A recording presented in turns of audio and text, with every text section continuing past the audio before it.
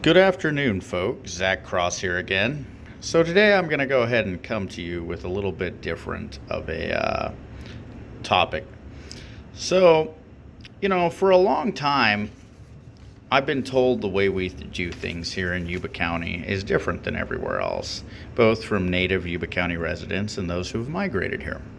So this is a perfect example that was brought to my attention. Now, Donna and the other people at the elections office have given me and everybody else great service forever. They are exemplary in the fact that, as far as departments go in Yuba County, they're probably one of the most helpful and one of the ones that, I've never had a problem when I walked in there that wasn't resolved when I walked out, and I've never had any issues where I left there being pissed off. Disappointed in election law, yeah, but that has nothing to do with our local elections office. They don't make that there. But this is one of the things on the campaign trail that I've been told is kind of intimidating to voters to go against what our incumbents or who our incumbents believe should be elected, actually. And I think there's actually a common denominator, but we'd have to do some more research. I can research this gentleman here, real quick. Maybe for another video, we'll do an update of this. But some of them, like Sheriff Anderson here and Sheriff Durfer, the elections laws says that they have to purge the 460 records and the 497s every 4 years. Something about security, this and that and the other. And in any case, hold on, let me set up here and re-enter my username and password. Sadly, I've set it up on this computer to go into energy saving mode a little too quickly, apparently.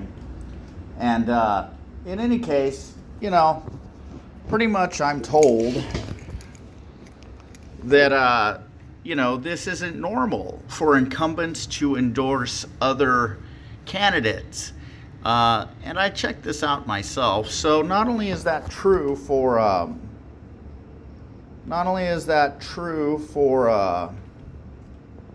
shoot, it didn't even save it. Gosh darn it. Okay, so let's go ahead and do the circle again while I talk. So in any case, we have Bradford right here. He has been using Crystal Martin, at least for the last election. We're not sure about Steve. Andy, right here, Vasquez, District 1, yes. Bagley, yes. Oh, look at who they're all endorsing and standing together. Lady Donna of the elections office, yes. Bradford, yes. I'm not sure about Clint Curry or this gentleman here. Not sure about Wendell. I'm not sure who these people are. And I'm not sure if our superintendent candidate here is. But could it be, that perhaps we all consider this to be normal? I mean, I didn't think that this was weird because I see Yuba, Sutter County both do it. But I'm beginning to think we have been programmed to accept abnormal as perfectly normal. There is a price to be paid if we rock the boat. We have been taught that. This is an issue, folks. This is why I had to stop being completely professional the way normal supervisor candidates are and be aggressively professional at this point in the race, because nobody is really grilling the candidates like they need to be grilled with me running, because there's a lot of people afraid to say something. A lot of the people who are not afraid to say something are currently hitched to other campaigns, where they can't maybe speak out. This is a niche that needs filled. People have to put this out. I mean, you look at just this man here, right? Why would he have to do the dirty work against John Messick or me as his opponents when the supervisors are doing it for him? So 8 years ago, you'll remember Yuba Water Agency suing Charlie Matthews, and there's a go-between back and forth and this and that, which might have prevented him from becoming a supervisor. Now, I'm going to show you this letter here in a minute, okay? I'm going to show you this letter here in a minute, but it's actually pretty depressing because it shows that they have done it,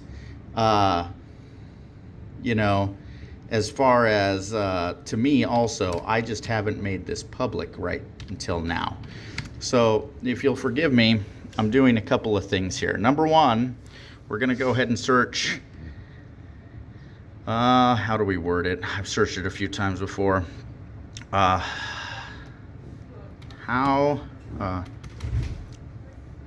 is it a conflict of interest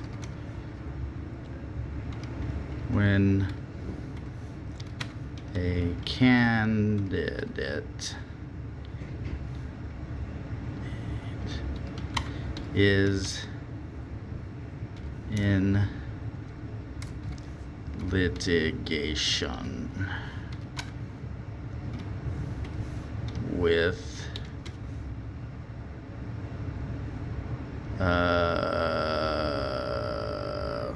home municipality. Now, first things first, when I heard this was going on, and then I also had Karen Leggett trying to have me arrested again, which was their plan at the Republican Central Committee that didn't work out too well from what I hear. At least Bob announced that they thought that might happen and took steps to prepare for it when they rejected me and some other people from the meeting. Municipal employees.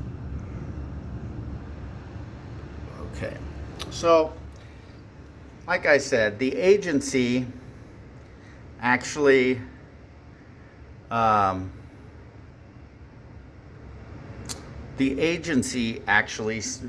litigation to try to keep Charlie Matthews off that water board back 8 years ago. They've now made it a conflict of interest for John Messick, I believe, and to create problems for him to prevent him from running for public office. Let's go Yuba County agenda here. Supervisor. I'm getting used to this computer thing, so bear with me. I'm still figuring it out how to do it. Board of Supervisors, Yuba County. All right, there we go. And then redistricting, resolutions, current agendas and meetings. 524, past meetings, a list of organizations. Here we go. And let's see here. So that was May 10th, right? COVID emergency, Zoom, yada, yada, yada, Board of Supervisors, cannabis, health, department, any person, health, ordinance hearings, correspondence.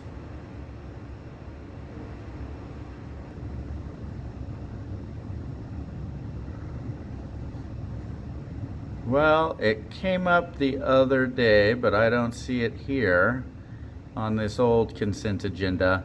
But they brought John Messick's case where the county decided it was going to go against landlord tenant laws of the 1950s and be bigger and better than them. He sued them saying, no, those were my tenants growing cannabis. I thought he had won and this had all been settled. I guess they were saving it for a rainy day. So it definitely looks like the dirty county supervisors use litigation and issues to try to stop people from becoming office holders if they don't agree with them. Now let me go ahead and show you this. Many of you know that I had a cop, a Sheriff Deputy Deary, walk across my property instead of following an ambulance and a fire truck to my neighbor who was actually having panic attacks a while back last year in November. And he decided he was going to shoot my dog right by my father-in-law and be scared. And, I've been trying to be nice to this. But if you notice the date right here, January 19th, they waited to send me this letter until I was already in the process of setting up appointments and filing for supervisors after they had received this notice given on the 15th of November, because I didn't wait around. I think I waited 3 or 4 days to, take my dog back and forth to the vet and get shot and dealing with all that. So they sent me this letter, which would have created a conflict of interest as soon as I ran for supervisor, right? And sadly, if I did not respond to this within 6 months of the date received, which puts it right at the election, the 17th of June, basically it would make me have issues for running for supervisor and being supervisor. So not only did they do this to Charlie Matthews, John Messick, and myself prior to John Messick, how many other people have they done this with where we haven't been paying attention? Do you think the dirty supervisors, to help out their cronies getting elected, should be allowed to use the judiciary system to prevent people from becoming office holders in Yuba County? Are we accepting this as normal? I mean, I held on to this letter instead of posting it in the get-go because I'm trying to be respectful to law enforcement and realize that they're in a high adrenaline state the entire time they're on shift, especially when they're new, like I think Terry was. And, sorry folks, maybe I didn't give them enough shit when they shot my dog like some of you thought, because maybe I think about putting myself in their shoes. And I can tell you right now, if I was a cop, well, you're a child molester. I am afraid for my life. I mean, you put me in a position where I had a gun and a license to kill. I don't know I'd do as good of a job as they do, not just shooting people and dogs and everything. Well, probably not animals, but we definitely got people the justice system forgets. But, is this normal?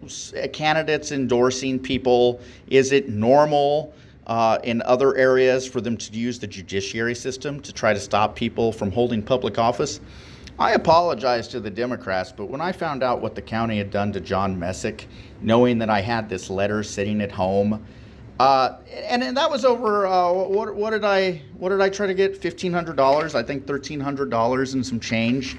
I did word it wrong. I didn't know about legal, but if they would have called me up and said, Zach, we can't pay for your dog's surgeries in perpetuity, not knowing what that bill will be, because that's what I wrote, any other things, resulting from gunshot in perpetuity.